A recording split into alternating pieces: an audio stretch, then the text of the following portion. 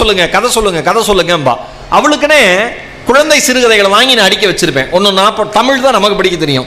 தமிழ்ல என்னென்னலாம் வந்திருக்கோ எல்லாத்தையும் படிச்சு படிச்சு சொல்லிக்கிட்டே இருப்பேன். ஒண்ணு சொல்லவா, நீங்கள் குழந்தைகளுக்கு கதை சொல்லுகிற பொழுது கதைகளை மட்டும் சொல்லவில்லை, வாழ்க்கைக்கான வழிகளை காட்டுகிறீர்கள், சிக்கலுக்கான தீர்வுகளை சொல்லுகிறீர்கள். அவர்களுடைய கற்பனை உலகத்தினுடைய சாவியை போட்டு மெல்ல அந்த பூட்டை திறந்து விடுறீங்க. மிகப்பெரிய கற்பனை உலகத்திற்குள் அந்த குழந்தை போகிறது. நீங்க நம்ப மாட்டீங்க. தங்கம், நீ ஒரு கதை சொல்றான், நான் எந்த சமயத்துல கேட்டாலும் எதையுமே யோசிக்காம என் பெண், என்னுடைய குழந்தை உடனே ஒரு கதையை சொல்லுவா. கிட்டத்தட்ட 15 நிமிடங்கள் அந்த கதை நீடிக்கும். அவ்வளோ அழகா சேர்த்து சேர்த்து சேர்த்து சேர்த்து சொல்லுவா. காரணம், வீட்டில் நாங்கள் கதை சொல்லி பழகியதன் விளைவு. அந்த குழந்தை யார் எப்பொழுது கேட்டாலும் ஒரு கதையை உடனடியாக சொல்லுகிறது. இவ்வளவுதான். நாம வீட்டில் என்னென்ன கதை சொல்றோம் நமக்கு தெரியும்.